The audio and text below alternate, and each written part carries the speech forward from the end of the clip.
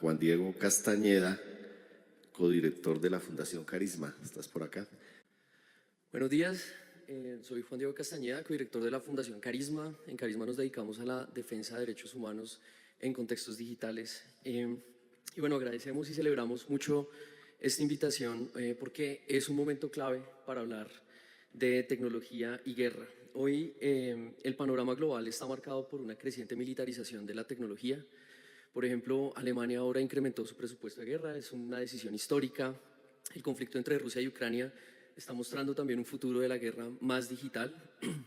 Las atrocidades que cometió Israel y que está cometiendo Israel contra el pueblo palestino también han sido facilitadas por herramientas digitales y algoritmos que deciden sobre la vida y la muerte de miles de personas. Más importante aún también, y sobre todo para Colombia, las grandes tecnológicas en Estados Unidos como Palantir, Amazon, Google, Microsoft, se están alineando con una estrategia de guerra y, por ejemplo, para hablar sobre todo de los principios éticos, a principios de este año Google retiró de su sitio web sobre inteligencia artificial una lista de usos prohibidos que incluía, por ejemplo, el desarrollo de sistemas para causar daño directo.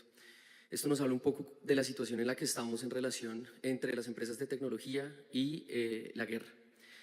Sin duda, esta tendencia es una preocupación para la defensa del derecho internacional humanitario y también para los derechos humanos, porque la inteligencia artificial está involucrada en la guerra en un sentido tradicional de las operaciones militares, pero también, y quisiera hablar un poco de eso, en contextos que incluso algunos cuestionan la aplicación del derecho internacional humanitario. En la guerra, hoy se desarrollan y utilizan sistemas de apoyo a la toma de decisiones militares, como estamos escuchando ahora del profesor Mauricio Hernández. Armas autónomas también, capaces de seleccionar y atacar objetivos sin intervención humana. En ambos casos, uno de los principios más importantes, también como ya lo estábamos diciendo ahora, es la distinción entre civiles y combatientes y el principio de precaución, el de verificar y hacer el mayor esfuerzo por verificar esta distinción entre civiles y combatientes para dejar también a los civiles inmunes frente a los ataques. Ahora, algunos de los retos para ser más específicos sobre en qué consiste precisamente esa dificultad que trae la inteligencia artificial frente a la guerra. Primero, la inteligencia artificial no entiende el contexto. La inteligencia artificial puede detectar patrones, pero definitivamente no puede interpretar el significado humano, político y cultural de un dato. No puede emitir juicios de valor. Tampoco por eso puede ser capaz de hacer una distinción, como lo exige el derecho internacional humanitario, una distinción suficiente entre civiles y militares. Específicamente para tomar partido, digamos, sobre esta situación particular que también trae el derecho internacional humanitario sobre la definición de si una persona participa directamente en hostilidades y decidir en últimas y tener ese sesgo hacia decidir que no, ¿cierto? Como lo exige el derecho internacional humanitario. Los riesgos además se agravan por la opacidad y los sesgos. Los modelos de inteligencia artificial, como hemos escuchado ya, son cajas negras que producen resultados que ni sus creadores entienden del todo. Pero además se producen con datos, y esto es importante, que además se están recogiendo tanto en el aspecto civil como en el aspecto militar. Esto también para volver un poco sobre la relación que hay entre las empresas de tecnología y la aplicación de tecnologías civiles en la guerra. Datos que se recogen hoy para los modelos de inteligencia artificial de uso civil también pueden ser empleados en usos militares. Sobre el tema de datos también hay un tema importante. Por ejemplo, el uso de la geolocalización y datos de geolocalización ahora en el genocidio en Gaza. Las herramientas que rastrean celulares para determinar si hay civiles en una zona pueden llevar a conclusiones erróneas. Por ejemplo, en Gaza eso se tradujo en ataques a zonas que estaban densamente pobladas, pero que de acuerdo a los datos que se han recogido no tenían población debido a que no había señal celular. Sin embargo, precisamente por todos los ataques a la infraestructura, las personas no tenían cómo cargar los celulares. Estos datos en últimas alimentan una decisión y un sistema que indica que en un lugar no hay civiles o no hay grandes cantidades de población y efectivamente atacan. También Israel ha utilizado sistemas como Lavender o de Gospel que asignan puntuaciones a personas o a edificios para marcarlos como objetivos militares. Y digamos, lo importante también de esto es entender cuál puede ser el rol del uso de datos y de algoritmos en la decisión de la guerra.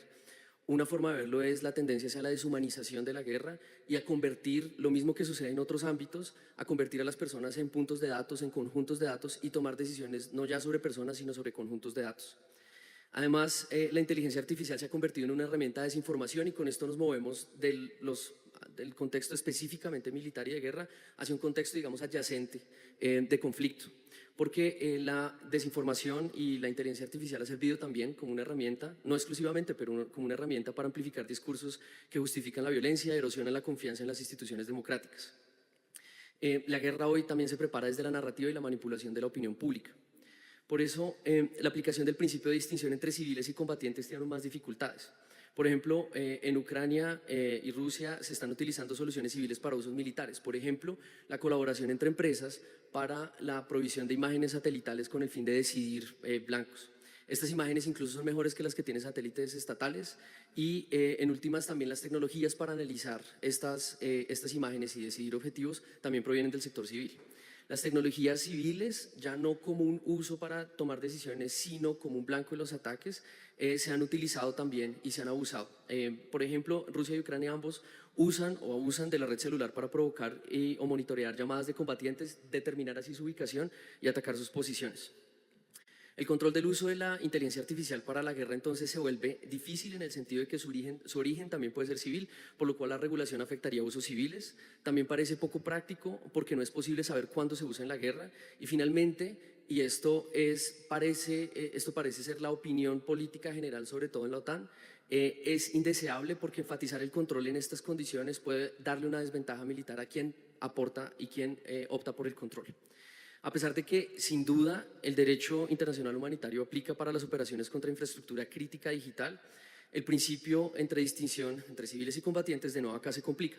Por ejemplo, el uso de ataques indiscriminados contra la infraestructura crítica que pueda afectar la vida civil, por ejemplo, las redes de telecomunicaciones, el sistema de salud, los registros públicos, la red eléctrica, el sistema judicial. Estos, como hemos visto entre el conflicto entre Rusia y Ucrania, han sido atacados y además han sido también condenados como una violación al derecho internacional humanitario. Sin embargo, los ataques siguen ocurriendo en un marco de negación plausible y además se realizan a través de grupos adyacentes o grupos favorables o alineados con los estados, pero grupos civiles. ¿Qué hacer? Definitivamente no hay soluciones fáciles y los retos para el derecho internacional humanitario y los derechos humanos ante el desarrollo de inteligencia artificial siguen apareciendo. Sin embargo, es necesario primero, y de acuerdo también con la intervención anterior, reafirmar que el derecho internacional humanitario y los derechos humanos se deben aplicar a las nuevas tecnologías. Es importante entender la neutralidad tecnológica también de estos principios y reforzarla y aplicarla, y entender también las complicaciones que puede traer crear nuevos tratados o nuevas fuentes de derecho. Aunque es importante seguir discutiendo estas cuestiones, tenemos que de entrada reafirmar la aplicación del derecho internacional humanitario y los derechos humanos ante los avances tecnológicos en general. En segundo lugar, hay que evitar enfoques que profundicen la confianza ciega en sistemas automatizados como certificaciones de inteligencia artificial responsables aplicadas al campo militar. Estas herramientas deben ser comprensibles, auditables y sujetas a escrutinio humano. Esto tiene una importancia y es que en la toma de decisiones, tanto en el campo militar como en otro campo, las personas se ven y está comprobado cómo el uso de tecnologías de inteligencia artificial puede reducir la capacidad de pensamiento crítico. Esto porque las personas están presionadas por tiempo, por recursos y en últimas utilizar sistemas que le digan a las personas que los usan que este sistema está auditado, que este sistema es perfecto o tiene algún tipo de aprobación, podría descargar la responsabilidad de las personas que deben tomar decisiones con su ayuda.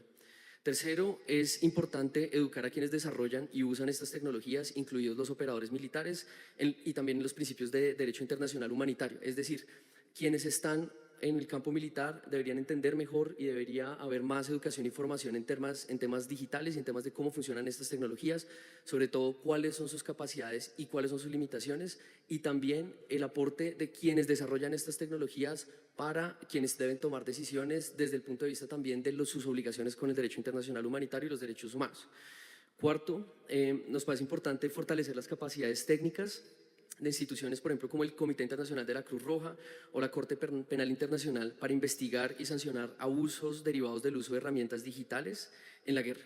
La consulta pública del fiscal de la Corte Penal Internacional sobre este tema está abierta hasta finales de mayo y es importante revisar este tipo de iniciativas para conocer mejor cómo podemos aportar al desarrollo de la aplicación de los principios del derecho internacional humanitario a la guerra mediada con inteligencia artificial.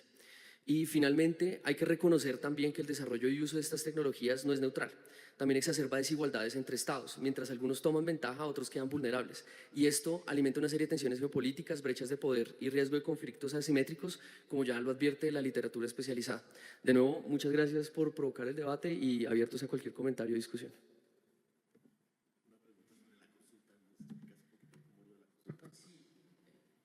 Sobre la consulta, le preguntaba un poquito cómo es lo que están haciendo sobre la consulta.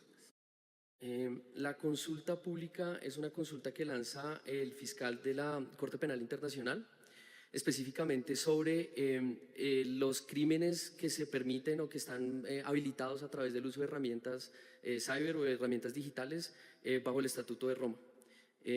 Puedo compartir también el enlace a la consulta, cierra el 30 de mayo de 2025. Bueno, muchísimas gracias al doctor Juan Diego.